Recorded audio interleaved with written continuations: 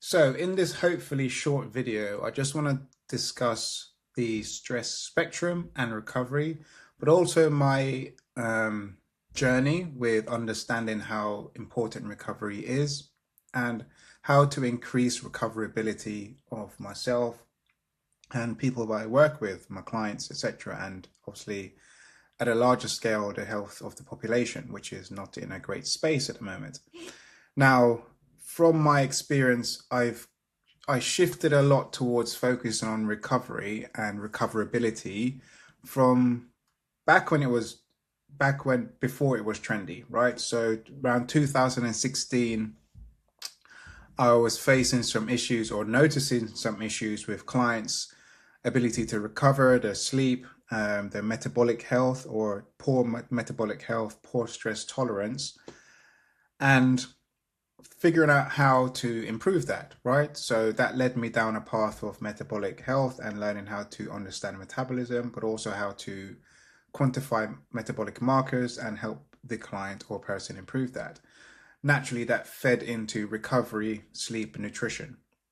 And all of these elements feed into recoverability and your stress spectrum. So obviously the main overarching theme is recoverability, but then we need to look at sleep, nutrition, supplementation, metabolic health, stress tolerance, contrast therapy, and red light exposure, which come on top of that. So they layer in and help to advance or improve recoverability and sleep.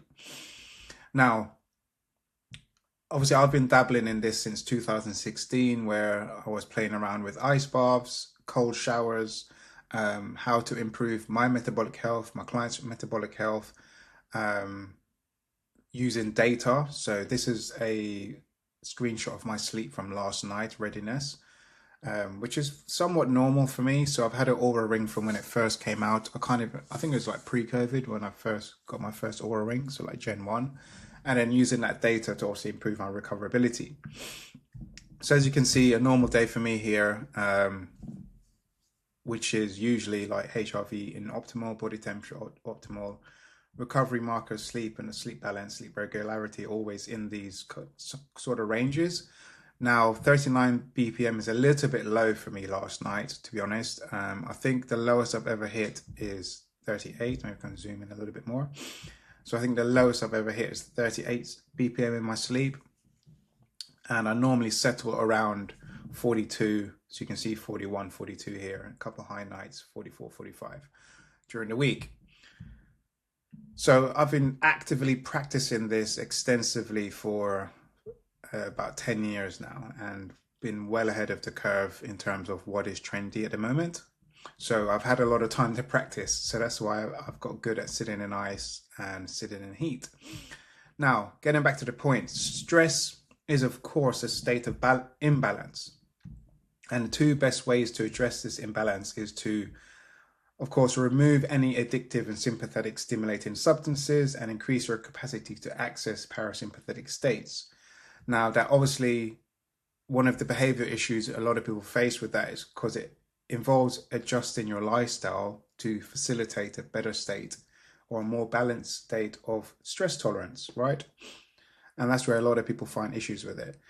Now, obviously, some people who are already actively in the gym, training with purpose, whether that be Olympic weightlifting, powerlifting, bodybuilding, high rocks, Ironman, CrossFit, whatever it is, they do have the motivation there to train with purpose and actually achieve something really, really good. But a lot of these people still struggle with recovery and balancing their stress states, but also knowing how to access more parasympathetic states and improve the recovery markers, especially a lot of these data points here, and of course, a lot of the fundamental areas as well. Now, this is where the stress spectrum comes in, and this refers to the range of stressors that individuals may encounter in their lives, ranging from minor daily hassles to major life events.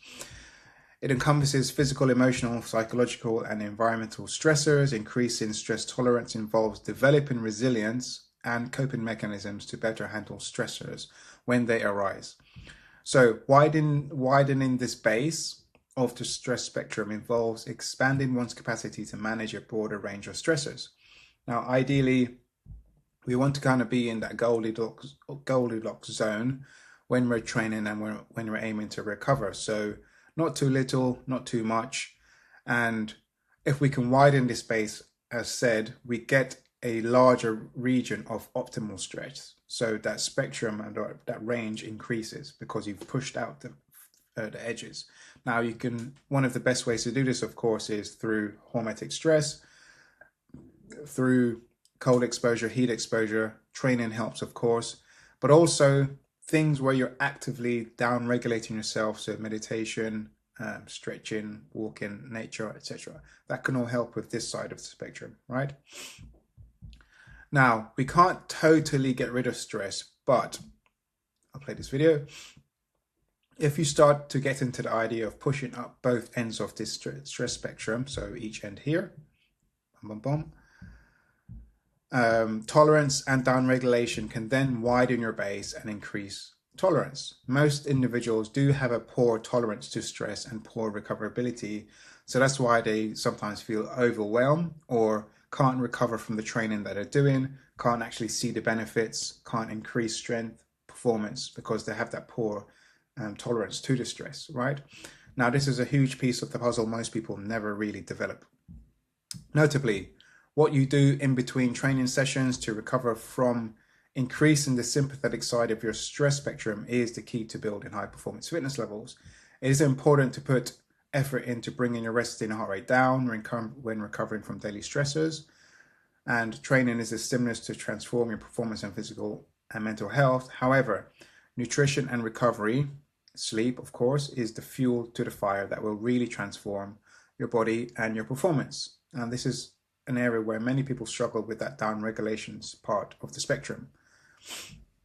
So looking at how I've utilized this and how I explain it to people and my understanding of it, and why I'm quite passionate about being involved in this process of trying to impart this knowledge and this skill onto people, is because looking at regular sauna, heat and cold exposure, this is interesting because increasing heat exposure and cold exposure can improve heart function and cardiovascular health, but also one's ability to sweat and cool down, right?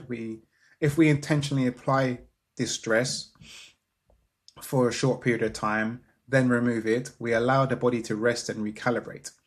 The best bit about these hormetic stressors is that it helps to train the body to deal with stress, a benefit we get from the cold and heat exposure.